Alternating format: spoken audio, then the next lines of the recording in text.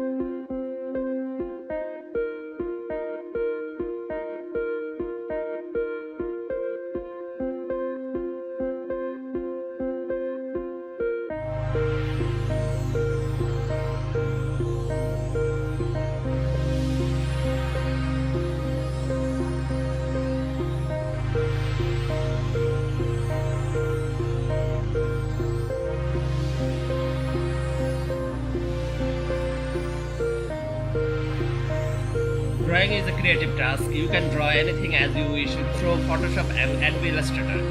It's very useful, simple, powerful and popular element in graphic world. I request you to learn above software to be a creative graphic designer. Please be with us and enjoy drawing.